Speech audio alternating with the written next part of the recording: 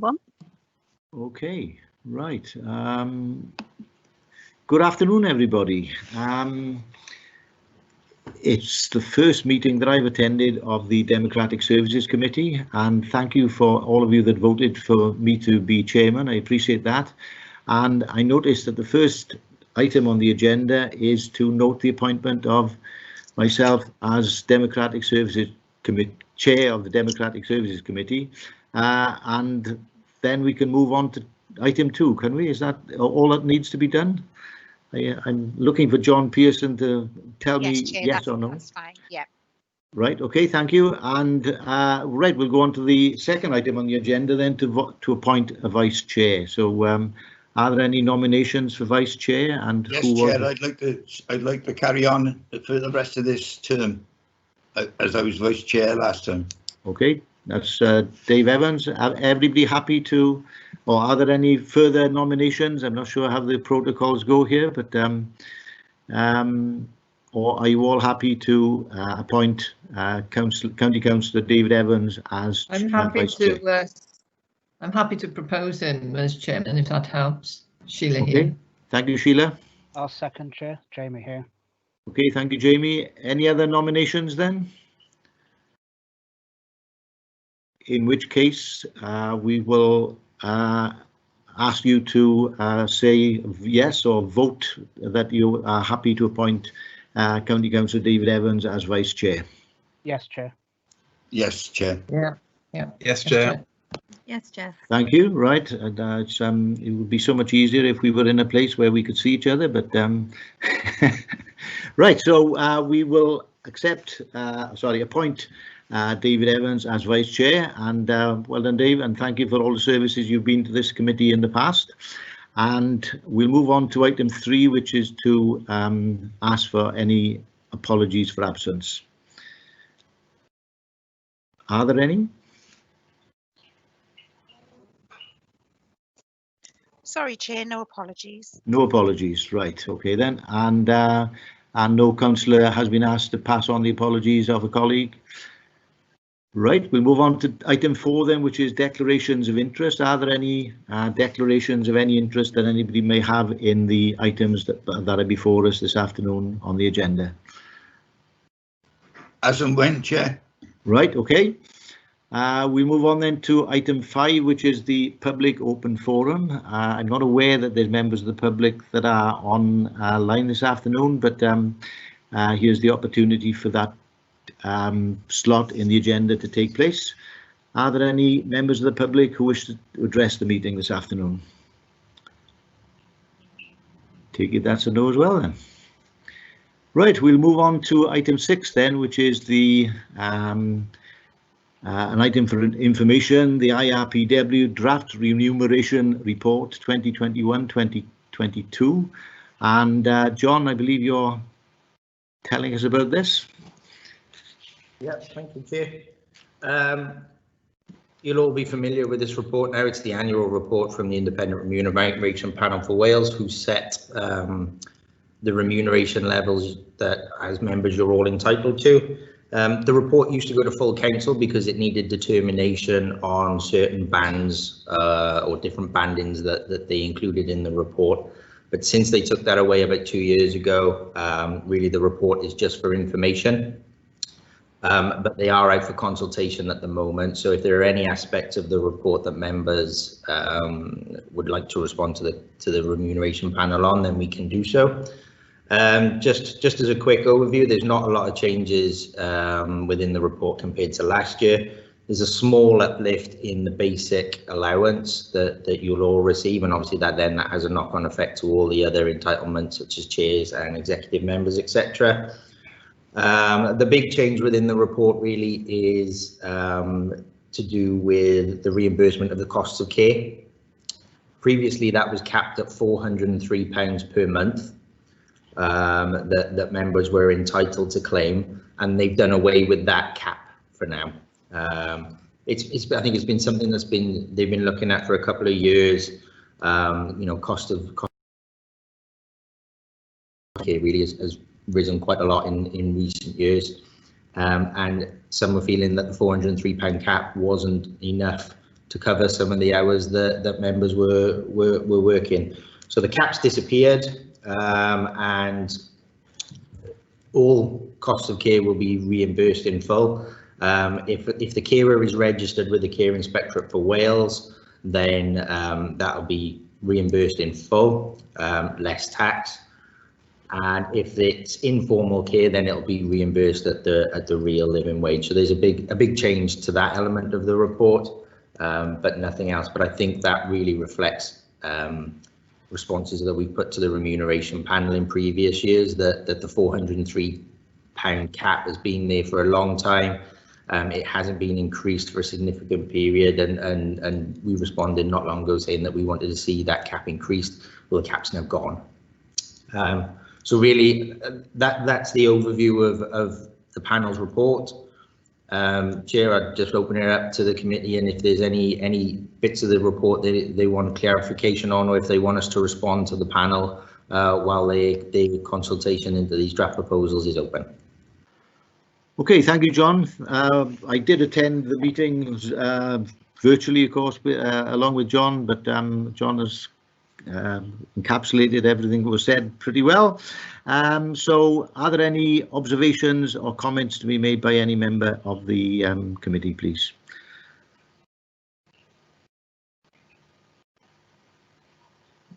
I'm assuming that's a no from the silence.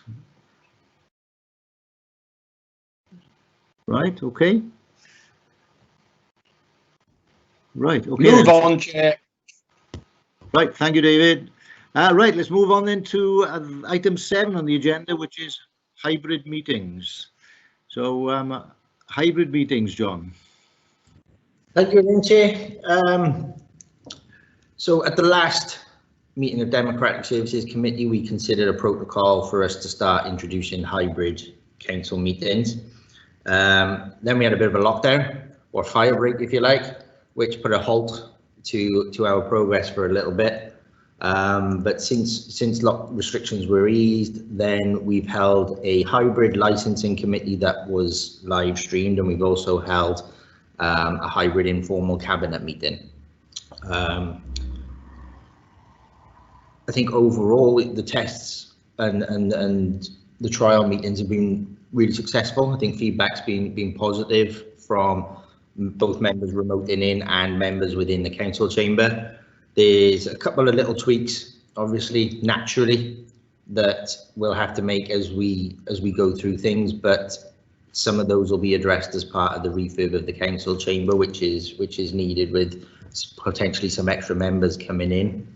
And I think one of the biggest issues we've got is the camera position. It's just one fixed camera within the chamber that shows the whole chamber.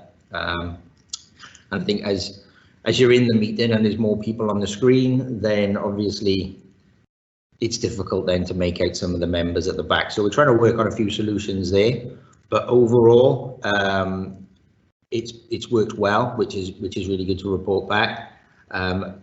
And we'll keep progressing it. We'll keep adding some more trials in to get members more familiar with it. But obviously we're going to have to take that hand in hand with whatever restrictions are in place in terms of allowing members back into County Hall, back into the chamber, and everything associated with that.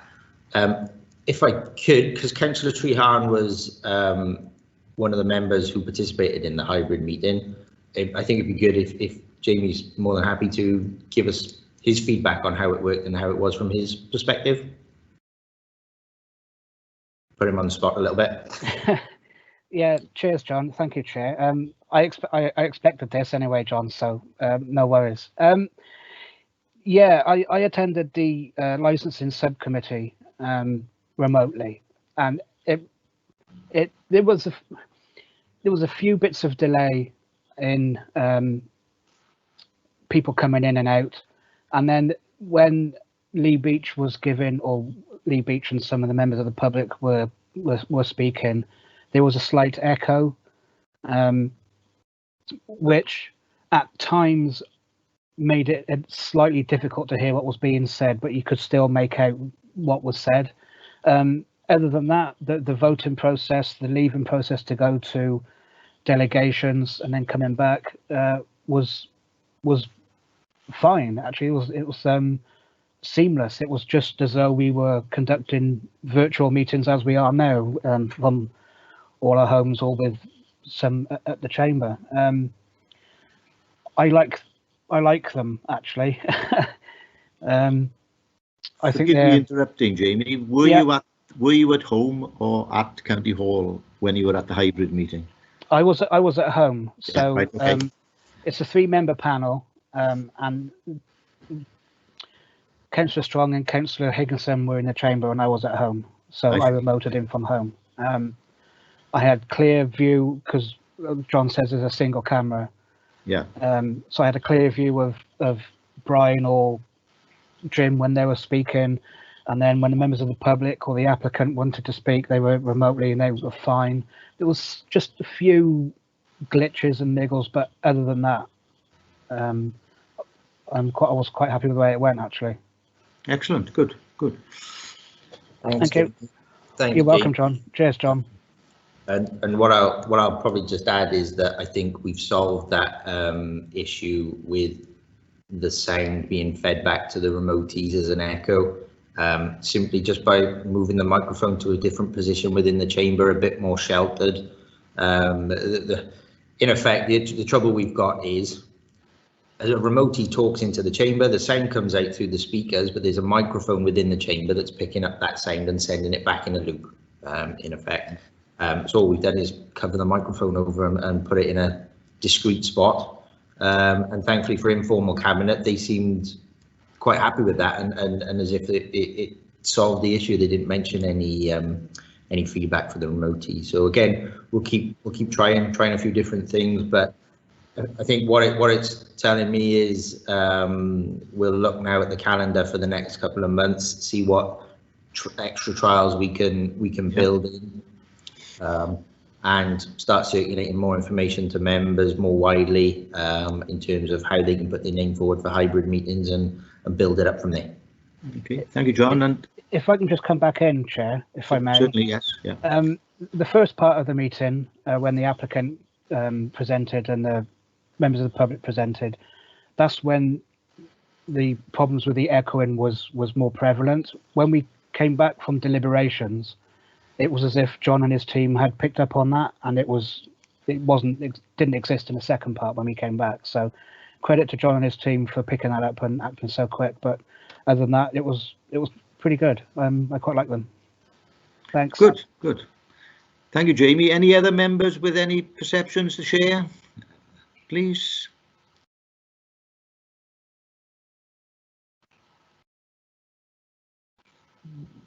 Silence being no, or have we lost connection?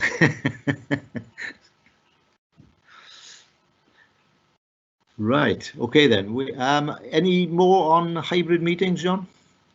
No, nothing for me. Like I say, we'll look at the calendar that we've got from the next meetings.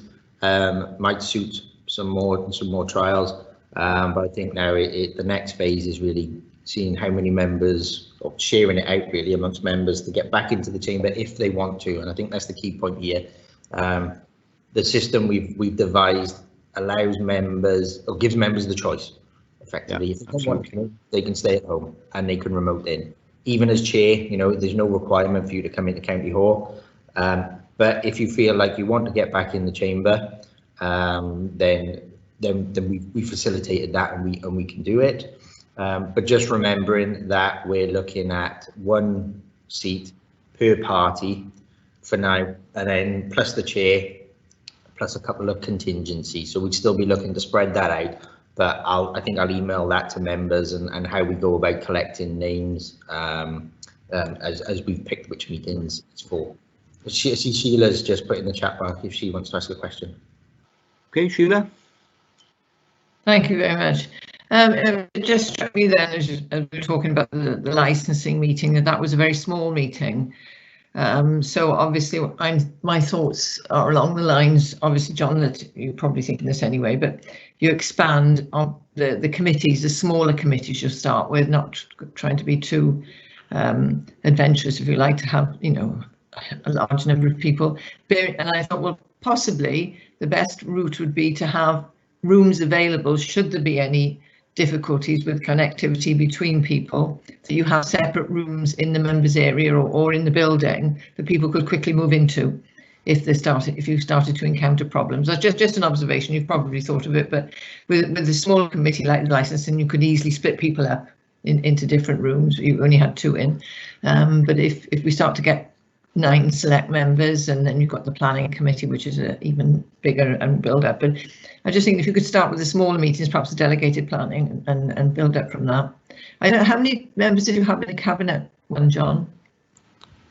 We had the 5 in the chamber and 2 remoting in, I think it was, off the top of my head. Right. But what I think the contingency really is, we don't necessarily then need you to go off into different rooms.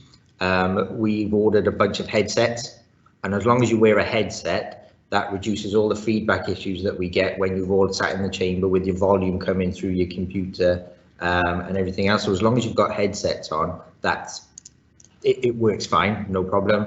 But we have got the members' room, leaders, cabinet room, the chairman's room, and we can spread people out if we needed to, because we're only limiting this again. Like I said, no more than 8 was agreed in the protocol last week, so we've got 1 for every political group, 1 for the chair if they want it, and then 1 or 2 contingencies just in case anybody does have IT problems who would be remoting in but then want to come in and join the committee. So we have got backups in place as well.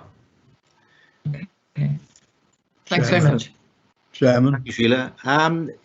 Referring back to the meeting of the licensing committee, were Councillor Strong and Councillor Higginson there by choice, or were they coming into as part of an experiment, shall we say?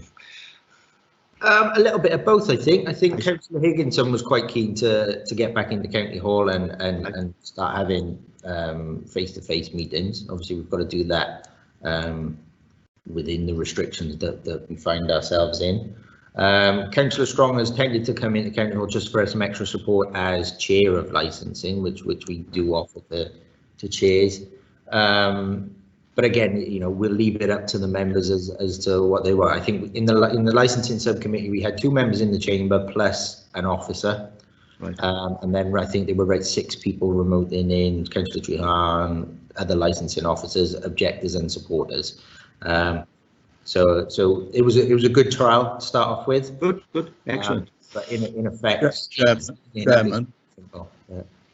Yes, Councillor Clark. From Ruth and my perspective, we are desperate to get back into that chamber for planning. It's really the most difficult committee to run on screen. Yeah, I mean, tomorrow we've got 9 items on the agenda tomorrow. Some of them are quite difficult, and to be honest, I don't think it's fair on the applicant that we're dealing with it remotely tomorrow. So, John, whenever you can get us back in there, we really are keen to be there. I've already spoken to Craig, and we're going to have a good half an hour or so before planning tomorrow to work through some of the technicalities and see if we can see what we can do. In effect, presentations are one of the most difficult bits to do, because we've got to get that presentation out to the remotees as well, as well as have it in the chamber, as well as live stream it.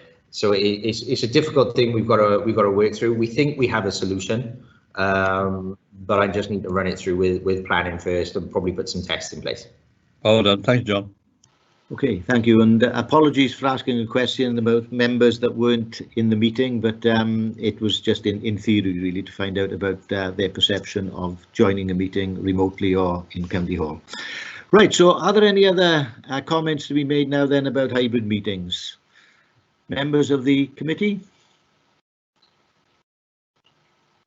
Right, we'll move on then to item 8, which is consultation on changes to adoption absence for members. Over to you again, John. Thank you, Chair.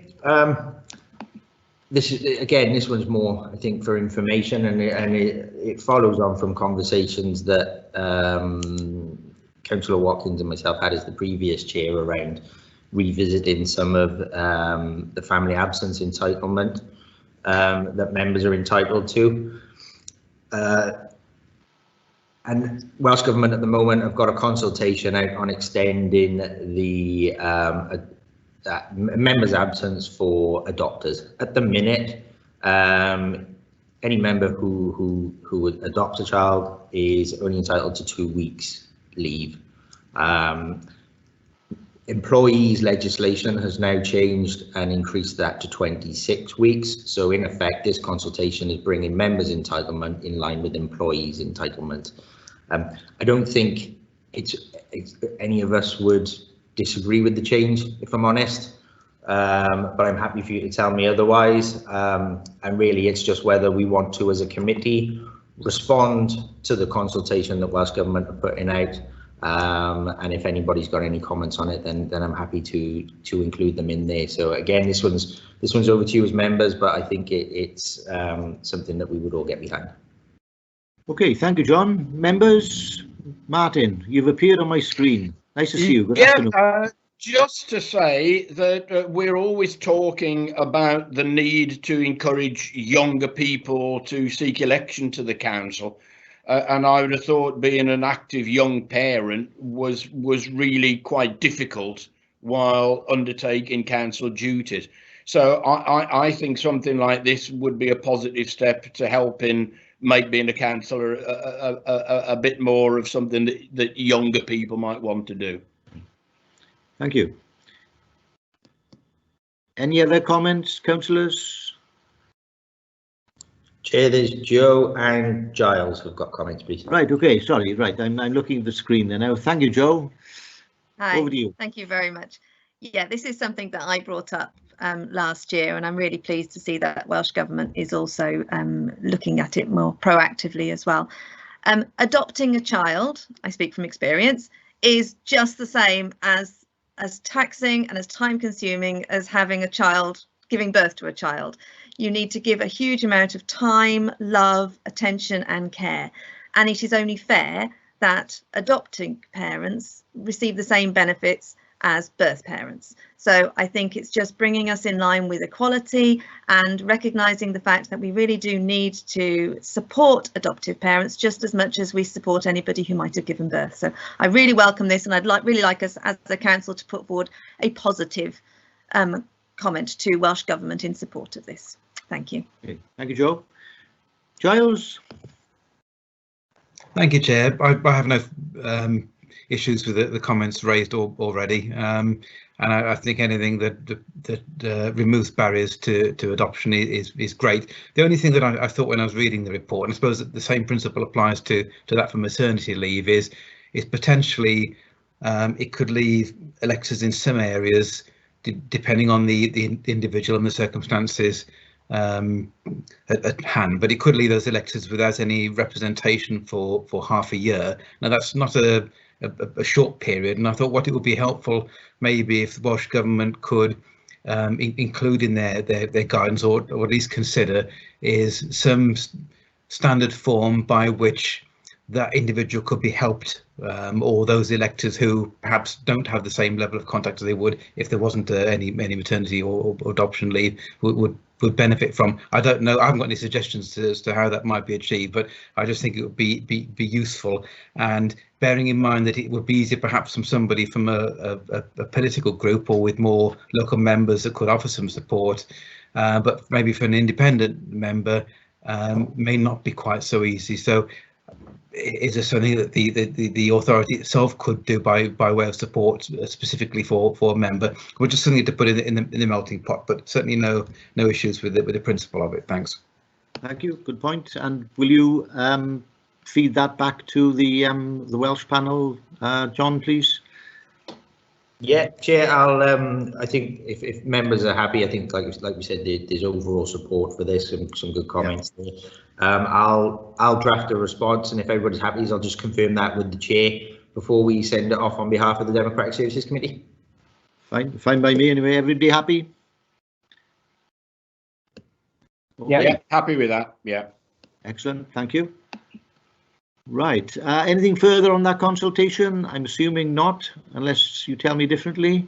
Right. Item 9 is the Forward Work Programme engagement, and a copy of the Council's Cabinet forward plan.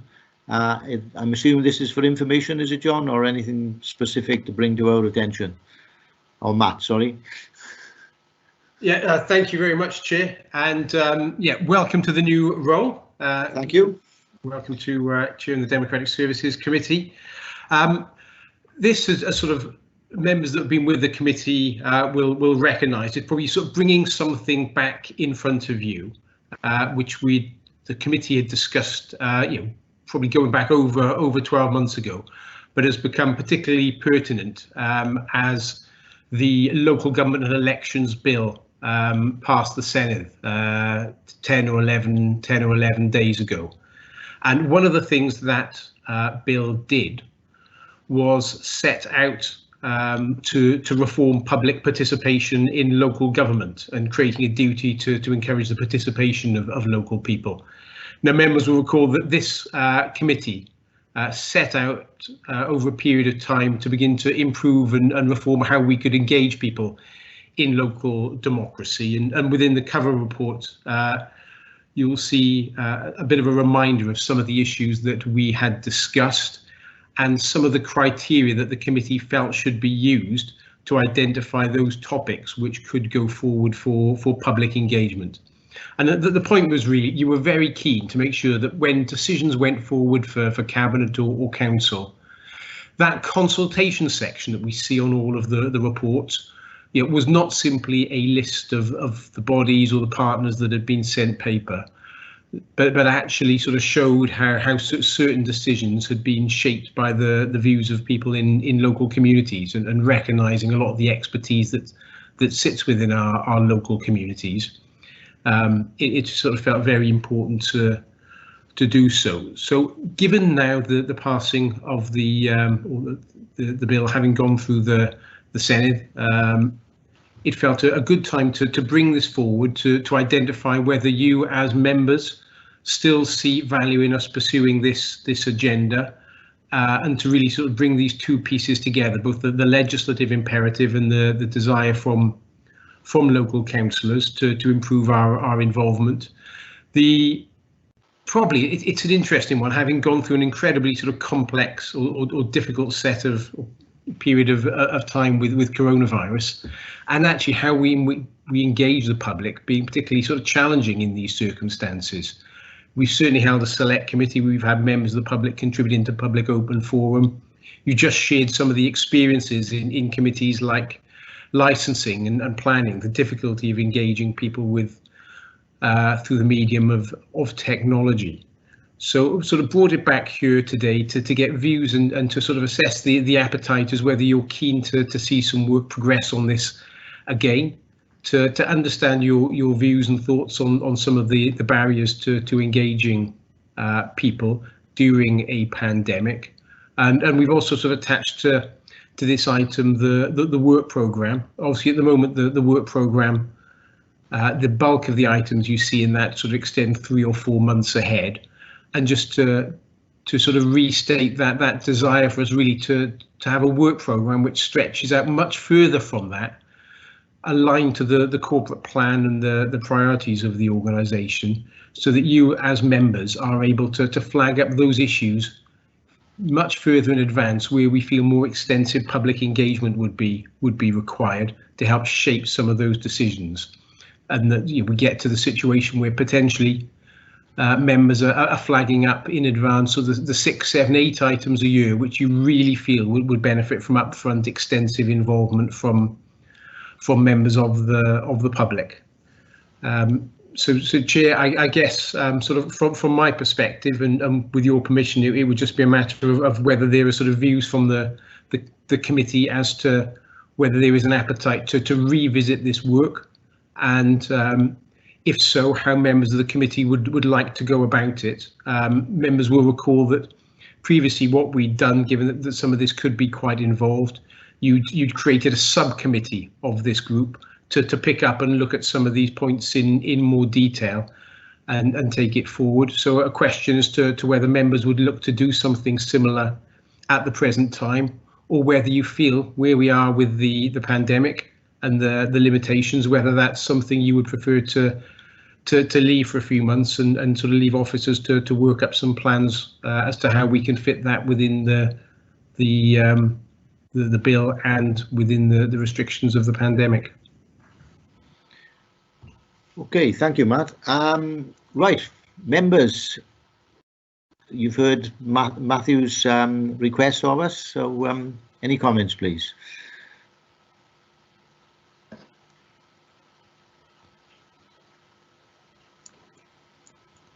Well, that's right. Joe. Hi, thank you very much, Chair.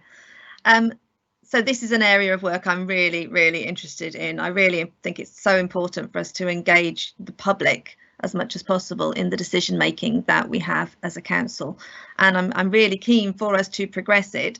I am a little concerned as to how we can do so within the restrictions of COVID-19.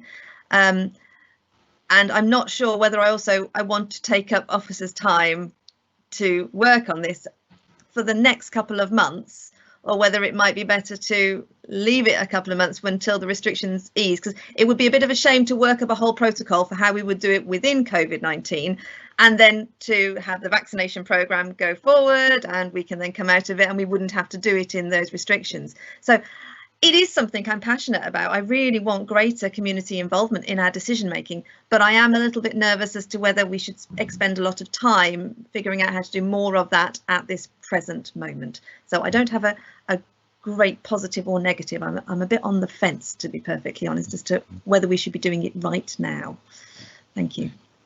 I can share that view, and my thought before Joe started speaking was, when is the next meeting, so that we will know hopefully some more about the programme of vaccination and other things, of course, by then. So does anybody know offhand when the next Democratic Services Committee meeting is? 18th of January. 18th of January. Right, okay, so would it be wise to wait until 2021 and the 18th of January to possibly progress this item, Matt? I mean, in actual fact, we're only about 6 weeks away, and we with Christmas in the middle, and hopefully some vaccination starting, which will give us a better perspective of how we could move forward on this one. Yeah, certainly, Chair. I can see that Councillor Graucott's also looking to come in, I think, on this item, and a few more. So, yeah, I'd be happy with that. Perhaps if you come to wait for the sort of the additional comments to come in and then give a view back. Okay, Councillor Graucott. Well, I'd just like to say I'd like seeing my face on screen, but I have got a couple of points to make. I think that since we last met, the world has moved on a little bit, and now we have got 16 and 17-year-old voters in Wales, which I think is splendid and to be welcomed. But I think in terms of the public engagement piece, it adds to the complexity of it. And certainly at a town council level in Abergavenny, for example, we're now talking about engaging with the secondary school council to try to get involvement of adolescents so that they feel a fully part of the democratic process. And before we move on to develop our protocols and so on, and looking at the way we can engage, you know, I hope we can all give some thought to how that new group of electors might get engaged. Beyond that, I was going to agree with what Joe and you have said, Chair. I think at the moment I'd be happy to take guidance from Matt, because we're in a position, I guess, where people are still doing all sorts of jobs that they're not used to doing, and there has to be flexibility. And I think we've got a duty of care to our officers. Indeed. On the one hand, it would be lovely while things, in a sense, are not live, for us to be able to spend a bit of time thinking about this. But from the officer engagement point of view, I don't want to make unreasonable demands. So I would be more than happy to take some guidance from Matt on that. Thanks, Chair. Okay, thank you, Councillor Graucott. And Councillor Howard, you have expressed a wish to speak as well.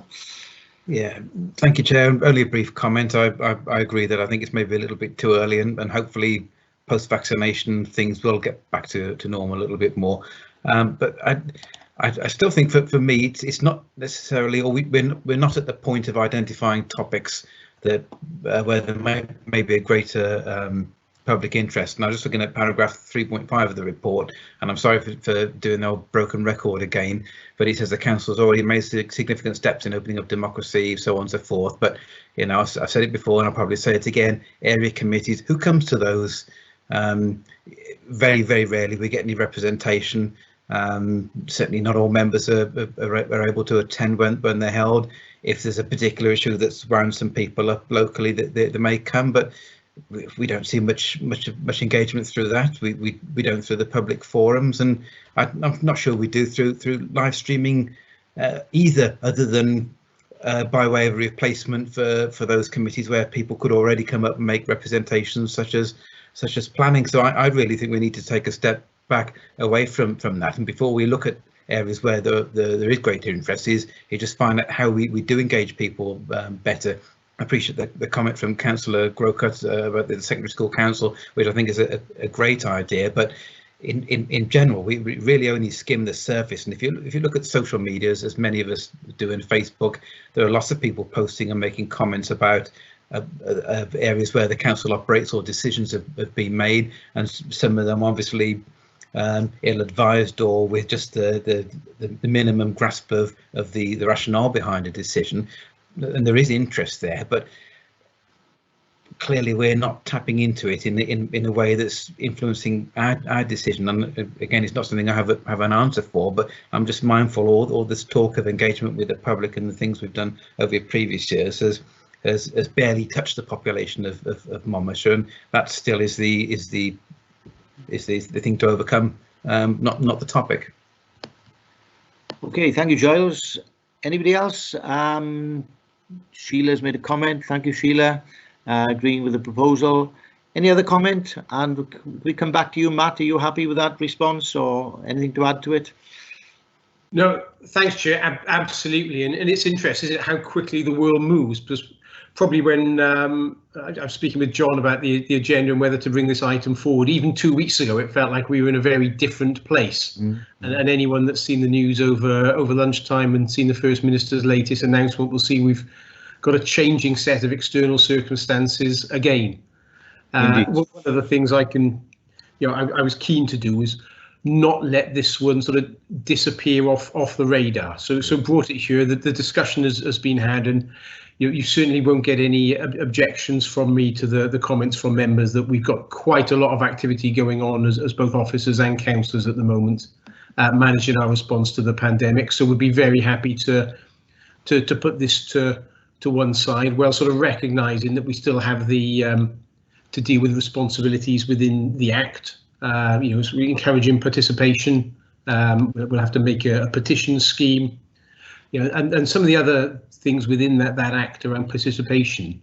And it talks to Councillor Howard's point a little, is that actually as a council we've already done and have in place a lot of the things the Act is requiring us to do. I think the debates we've seen play out previously in this committee are those around stretching and going beyond the legal minimum to really sort of truly increase and improve how we help help local people get involved. So I guess very, very happy with that response, and perhaps something that we can revisit at a future date.